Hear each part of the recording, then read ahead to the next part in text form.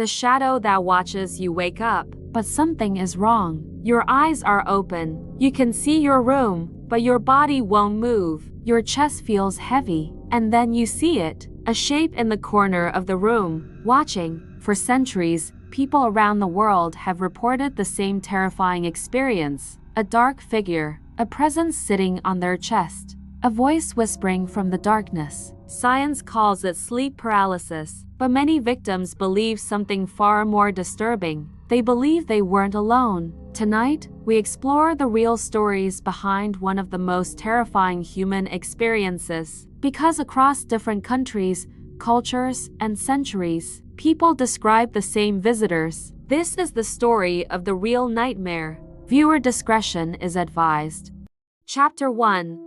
The Old Hag. One of the oldest recorded sleep paralysis entities is known as the Old Hag. The legend appears in Europe, North America, and the Caribbean. Victims describe waking up unable to move and seeing an old woman sitting on their chest, her face twisted, her eyes staring, her weight pressing down so hard it becomes difficult to breathe. In the 1700s, people believed witches were responsible. They thought the hag was a spirit that entered homes at night. The attack was even given a name, hag-ridden. Many victims claimed the same details. The figure would crawl onto their chest, whisper something they couldn't understand, then vanish the moment they could move again. Today, sleep researchers say the brain is still dreaming while the body wakes up. But that explanation doesn't answer one disturbing question. Why do so many people see the same figure? Chapter 2. The Shadow People. Modern sleep paralysis victims rarely describe an old woman. Instead, they see something else. Tall figures made of darkness, often standing in the doorway, watching silently. These entities are commonly called shadow people. Thousands of reports describe nearly identical encounters. The victim wakes up. They cannot move. A tall shadow stands nearby. Sometimes it slowly approaches. Sometimes it just watches. And sometimes it speaks. One victim from the United States described the moment he realized he wasn't dreaming. He could hear the sound of his ceiling fan. He could see the light from the street outside. Everything was real, except the figure standing beside his bed. He said the shadow leaned down and whispered, "You shouldn't have woken up." Then it disappeared.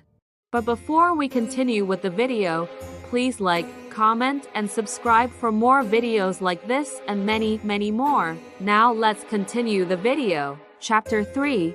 The Hat Man. Among shadow entity reports, one figure appears more than any other. A tall man wearing a hat, often described as wearing a long coat. His face is never visible, only darkness. This figure has become known as the Hat Man.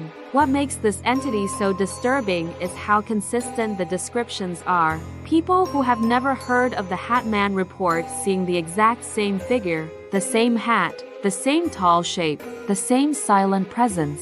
Many victims claim the figure does not attack, it simply watches, but some say the experience becomes much darker. One woman from Canada described waking up unable to move. The Hat Man stood in her doorway, then he slowly walked toward her bed. He leaned down and whispered, "I've been here before." Chapter 4. The Demon on the Chest. Across Asia and the Middle East, sleep paralysis takes on an even more terrifying form. Instead of shadow figures, victims report seeing demonic creatures. In Japan, the experience is called kanashibari. In Turkey, it is blamed on jinn. In many cultures, the creature sits directly on the victim's chest, pressing down so hard they cannot breathe. Victims describe claws, teeth, and glowing eyes. Some say the creature whispers threats, others claim it laughs. In rare cases, people report the creature touching them, pulling their arms, or trying to drag them from the bed. Scientists explain this as a hallucination created by the brain, but the experiences feel completely real to the people who survive them. And some victims claim something even stranger. They say the entity knew things about them, things it shouldn't know. Chapter 5. The Whispering Presence. Not every sleep paralysis experience involves seeing a figure. Sometimes victims hear something instead. Voices, footsteps, breathing, or whispering. One man from the UK reported waking up completely paralyzed. He heard someone walking slowly around his bed, step by step, but he could not turn his head to look. Then the footsteps stopped beside him. A voice whispered directly into his ear, "Don't move." The moment he regained control of his body, the room was empty. Chapter 6. The case that terrified doctors. One of the most disturbing sleep paralysis cases came from a man who experienced the attacks for nearly 20 years. At first, the events followed the usual pattern: paralysis, a shadow figure, then it would disappear. But over time, the encounters became more intense. The figure began to move closer, eventually standing beside the bed. Then one night, the man claimed the figure touched him. He felt fingers wrap around his wrist. When he regained movement, his arm had red marks across it. Doctors said the marks were likely self-inflicted during sleep, but the man insisted something else had been there, something real. Chapter 7.